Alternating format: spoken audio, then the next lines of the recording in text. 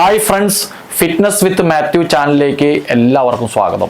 ഞാൻ ഇതിനു മുൻപ് ഈ ചാനലിൽ തന്നെ പ്രസിദ്ധീകരിച്ച ഹാർട്ട് കാർഡിയോ വാസ്കുലർ സിസ്റ്റത്തിൻ്റെ പാർട്ട് 3 ആയിട്ടാണ് ഞാൻ ഈ വീഡിയോ ചെയ്യുന്നത്.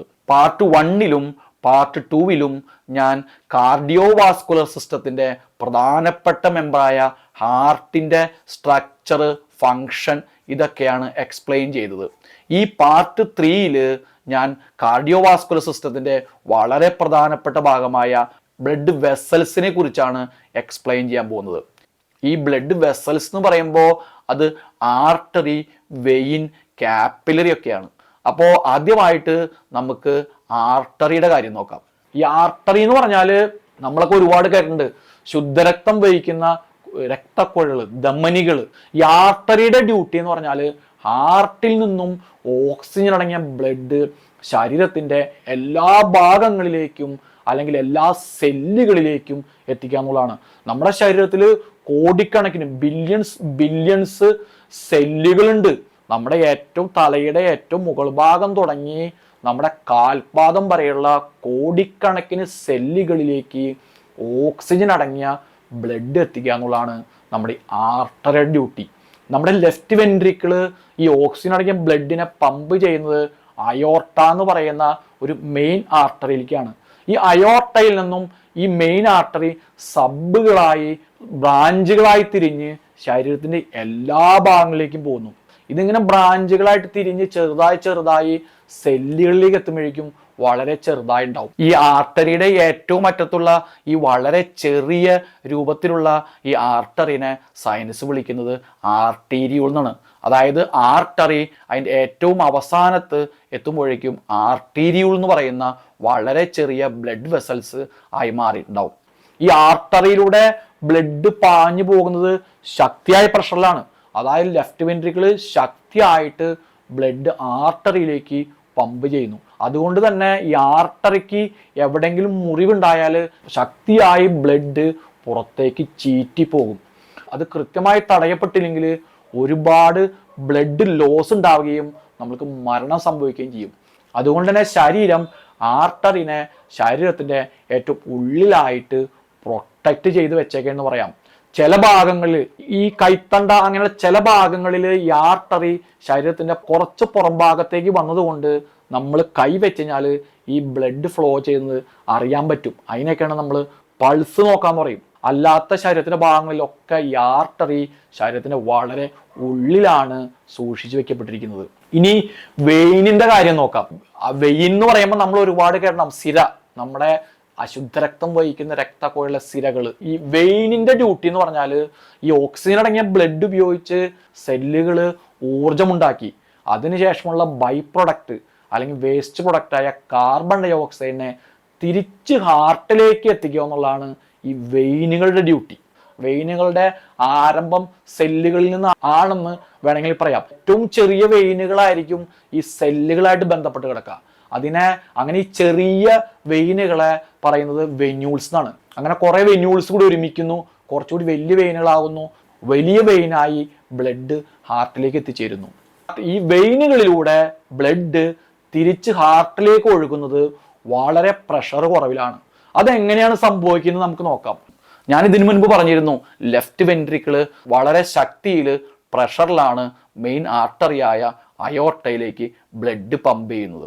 ഈ ലെഫ്റ്റ് വെൻട്രിക്കിളിൻ്റെ അല്ലെങ്കിൽ ഹാർട്ടിൻ്റെ ഈ ബ്ലഡ് ഔട്ട്പുട്ടിൻ്റെ അല്ലെങ്കിൽ പമ്പിങ്ങിൻ്റെ പ്രഷർ നോർമൽ സിറ്റുവേഷനിൽ ഏകദേശം ഒരു 120 mm ഒക്കെ ആയിരിക്കും. നമുക്ക് വളരെ ഫെമിലിയർ ആണ് ഈ 120 mm എന്നുള്ളത്. നോർമൽ സിറ്റുവേഷനിൽ ഒരു വ്യക്തിയുടെ ബ്ലഡ് പ്രഷർ 120 mm ആണെന്നൊക്കെ നമ്മൾ ഒരുപാട് കേട്ടിട്ടുണ്ട്. ഈ ലെഫ്റ്റ് വെൻട്രിക്കിളിൻ്റെ ബ്ലഡ് ഔട്ട്പുട്ടിൻ്റെ പ്രഷറാണ് ഈ 120 mm. അതായത് നോർമൽ സിറ്റുവേഷനിൽ 120 mm പ്രഷറിലാണ് ലെഫ്റ്റ് വെൻട്രിക്കിൾ ബ്ലഡ് മെയിൻ ആർട്ടറിയായ അയോർട്ടയിലേക്ക് ബ്ലഡ് പമ്പ് ചെയ്യുന്നത്. ഈ 120 mm പമ്പ് ചെയ്യപ്പെട്ട ബ്ലഡ് മെയിൻ ആർട്ടറിയിലേക്ക് കയറുന്നു. അങ്ങനെ മെയിൻ ആർട്ടറിയിൽ നിന്ന് സബായി ബ്രാഞ്ചുകളായി സെല്ലുകളിലേക്ക് എത്തുമ്പോഴേക്കും ഇതിൻ്റെ പ്രഷർ ഒരുപാട് കുറഞ്ഞിട്ടുണ്ടാവും. പിന്നെ സെല്ലുകളിലൊക്കെ കയറി വെയിനിലേക്ക് എത്തുമ്പോഴേക്കും ഇതിൻ്റെ പ്രഷർ ഏകദേശം വളരെ കുറഞ്ഞ് 120 എന്നുള്ളത് 10 mm ഒക്കെ ആയിട്ട് കുറഞ്ഞിട്ടുണ്ടാവും. ഈ ചിത്രത്തിലേക്ക് നോക്കിയാൽ നിങ്ങൾക്ക് വ്യക്തമായിട്ട് മനസ്സിലാക്കാൻ പറ്റും.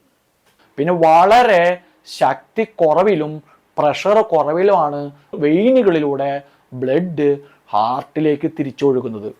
അതുകൊണ്ട് തന്നെ വെയിനിലൊരു മുറിവുണ്ടായാൽ ശക്തിയായി ബ്ലഡ് പുറത്തേക്ക് ചീറ്റുകയോ വലിയ ബ്ലഡ് ലോസ് ഉണ്ടാവുകയോ ചെയ്യില്ല. അതുകൊണ്ട് തന്നെ നമ്മുടെ ശരീരത്തിന്റെ പുറം ഭാഗത്ത് പല സ്ഥലത്തും നമുക്ക് ഈ വെയിനുകളെ കാണാം. നമ്മൾ ഈ കാണുന്ന ശരീരത്തിന്റെ പുറം ഭാഗത്ത് കാണുന്ന എല്ലാ രക്തക്കുഴലുകളും ഇതെല്ലാം വെയിനുകളാണ്. ഇനി കാർഡിയോവാസ്കുലർ സിസ്റ്റത്തിലെ വളരെ ഒരു പ്രധാനപ്പെട്ട മെമ്പറാണ് കാപ്പിലറീസ് എന്ന് പറയും. ഈ കാപ്പിലറീസ് എന്നുള്ളത് അധികം ആരും കേട്ടിട്ടുണ്ടാവില്ല. കാരണം ചില ആർട്ടറിയും വെയിനും ഒക്കെ നമ്മൾ ഒരുപാട് കേട്ടിട്ടുണ്ട്. ഈ കാപ്പിലറീസ് എന്ന് പറഞ്ഞാല് ശരിക്കും പറഞ്ഞാൽ ഈ ആർട്ടറിയുടെയും വെയിനിന്റെയും ഇടയിലുള്ള ഒരു ബ്രിഡ്ജാന്ന് പറയാം. ഈ ആർട്ടറി അല്ലെങ്കിൽ ആർട്ടീരിയോള് ഒരിക്കലും ഡയറക്റ്റ് ആയിട്ട് സെല്ലുകളായിട്ട് ബന്ധമില്ല. അതേപോലെ ഈ വെയിനിനും വെന്യൂൾസിനും ഡയറക്റ്റ് ആയിട്ട് സെല്ലായിട്ട് ബന്ധമില്ല. ഈ ആർട്ടറി അല്ലെങ്കിൽ ആർട്ടേരിയൂൾസ് അവസാനിക്കുന്നത് കാപ്പിലറിയിലാണ്. കാപ്പിലറിക്കാണ് സെല്ലുകളായിട്ട് ബന്ധം അല്ലെങ്കിൽ കോണ്ടാക്റ്റ് ഉള്ളത്. ആർട്ടറിയിലൂടെ വന്ന ബ്ലഡ് ആർട്ടേരിയയിലൂടെ കാപ്പിലറിയിലേക്ക് പ്രവേശിക്കുന്നു. അതായത് കാപ്പിലറിയാണ് ഈ ആർട്ടറിയിൽ നിന്ന് ഓക്സിജനും ന്യൂട്രിയൻസും സ്വീകരിച്ച് സെല്ലുകളിലേക്ക് കൊടുക്കുന്നത്. ഇതേ കാപ്പിലറി തന്നെയാണ് ഈ സെല്ലുകളിൽ നിന്നും കാർബൺ ഡൈ ഓക്സൈഡ് സ്വീകരിച്ച് വെയിനിലേക്ക് കൊടുക്കുന്നത്. അതായത് ആർട്ടറിയും വെയിനും ഡയറക്റ്റ് ആയിട്ട് സെല്ലുകളായിട്ട് ബന്ധവുമില്ല. ഇതിന്റെ രണ്ടിന്റെയും ഇടയിലുള്ള ബ്രിഡ്ജായിട്ട് സെല്ലുകളായിട്ട് ബന്ധപ്പെടുന്നത് ഈ കാപ്പിലറിയാണ്. ഈ കാപ്പിലറി നിർമ്മിക്കപ്പെട്ടിരിക്കുന്നത് ഒരു കാപ്പിലറി നെറ്റ് അല്ലെങ്കിൽ ഒരു ബെഡ് ആയിട്ടാണ്. എന്തുകൊണ്ടാണ് ഈ കാപ്പിലറി ഇങ്ങനെ നെറ്റായിട്ട് ബെഡായിട്ട് നിർമ്മിക്കപ്പെട്ടിരിക്കുന്നത് വെച്ച് കഴിഞ്ഞാൽ ഇതിന് മാക്സിമം സർഫസ് ഏരിയ കിട്ടാനാ. കാരണം ഈ സെല്ലുകളായിട്ട് അറ്റാച്ച് ചെയ്തിരിക്കുന്നത് കാപ്പിലറിയാണ്. അപ്പോൾ എത്രത്തോളം ഇതിന് സർഫസ് ഏരിയ ഉണ്ടോ, എത്രത്തോളം ബ്രാഞ്ചുകളുണ്ടോ, അത്രത്തോളം ഈസി ആയിട്ട് സെല്ലുകൾക്ക് ഈ കാപ്പിലറിയിൽ നിന്ന് ഓക്സിജനും ന്യൂട്രിയൻസും അബ്സോർബ് ചെയ്യാൻ പറ്റും.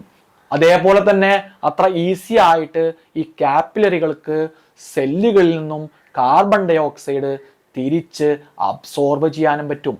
പിന്നെ ഈ കാപ്പിലറി ഇങ്ങനെ നെറ്റ് രൂപത്തിൽ അല്ലെങ്കിൽ ഈ ബെഡ് രൂപത്തിൽ ആക്കിയതിന് വേറൊരു ഫംഗ്ഷനും കൂടിയുണ്ട്.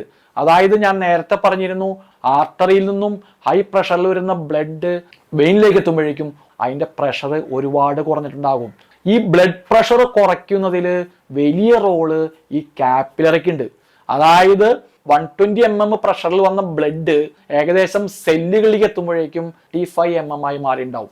ഏകദേശം ഒരു 35 mm പ്രഷറിലൊക്കെ ആയിരിക്കും ഈ കാപ്പിലറിയിലേക്ക് ഈ ബ്ലഡ് പ്രവേശിക്കുന്നത്. അതിനുശേഷം ഈ കാപ്പിലറി ബെഡിലൂടെ അല്ലെങ്കിൽ നെറ്റിലൂടെ ബ്ലഡ് പരന്നൊഴുകി വെയിനിലേക്ക് എത്തുമ്പോഴേക്കും ഏകദേശം ഒരു 10 mm ഒക്കെ ആയി കുറഞ്ഞിട്ടുണ്ടാവും. അപ്പൊ വെയിനിലേക്ക് എത്തുമ്പോഴേക്കും ഈ ബ്ലഡിന്റെ പ്രഷർ കുറയ്ക്കുക എന്നുള്ളൊരു ഡ്യൂട്ടി കൂടി ഈ കാപ്പിലറിക്കുണ്ട്. അപ്പോ നമ്മുടെ ഹാർട്ട് അല്ലെങ്കിൽ കാർഡിയോ വാസ്കുലർ സിസ്റ്റത്തിന്റെ പ്രധാനപ്പെട്ട എല്ലാ മെമ്പേഴ്സിന്റെയും, അതായത് ഹാർട്ട് അല്ലെങ്കിൽ ബ്ലഡ് വെസൽസ്, ഇതിൻ്റെയൊക്കെ ബേസിക് ആയിട്ടുള്ള സ്ട്രക്ചർ, അത് എങ്ങനെയാണ് ഫങ്ഷൻ ചെയ്യുന്നത്, ഇതെല്ലാം ഏകദേശം ഞാൻ എക്സ്പ്ലെയിൻ ചെയ്ത് കഴിഞ്ഞു. ഇനി ഇതിന്റെ തുടർച്ചയായി വരുന്ന പാർട്ടുകളിൽ ഈ കാർഡിയോ വാസ്കുലർ സിസ്റ്റത്തിന് പ്രായമാകുമ്പോൾ സംഭവിക്കുന്ന നെഗറ്റീവ് ആയിട്ടുള്ള സ്ട്രക്ചറൽ ചേഞ്ചുകൾ എന്തൊക്കെയാണ്, അതിനെ എങ്ങനെ നമുക്ക് എക്സർസൈസ് കൊണ്ട് തടയാൻ പറ്റും, ഇതൊക്കെയാണ് ഇനി വരുന്ന വീഡിയോയിൽ ഞാൻ എക്സ്പ്ലെയിൻ ചെയ്യാൻ പോകുന്നത്. ഇത്രയും ബേസിക് ആയിട്ടുള്ള കാര്യങ്ങളും സ്ട്രക്ചറും മനസ്സിലാക്കിയാലേ ഇതിന് പ്രായമാകുമ്പോൾ എന്ത് നെഗറ്റീവായിട്ടുള്ള ചേഞ്ചുകളാണ് സംഭവിക്കുന്നത് എന്ന് നമുക്ക് മനസ്സിലാക്കാൻ പറ്റുകയുള്ളൂ. ഈ നെഗറ്റീവായ ചേഞ്ചുകൾ എന്താണെന്ന് മനസ്സിലാക്കിയാലേ എക്സർസൈസ് ചെയ്യുമ്പോൾ നമുക്ക് കിട്ടുന്ന പോസിറ്റീവായിട്ടുള്ള ചേഞ്ചുകളെ കുറിച്ച് മനസ്സിലാക്കാൻ പറ്റുകയുള്ളൂ. അപ്പോൾ ഇനി വരുന്ന പാർട്ടുകൾ എല്ലാവരും മിസ് ചെയ്യാതെ കാണാൻ ശ്രമിക്കുക. അപ്പോൾ അടുത്ത പാർട്ടിൽ കാണാം. ബൈ.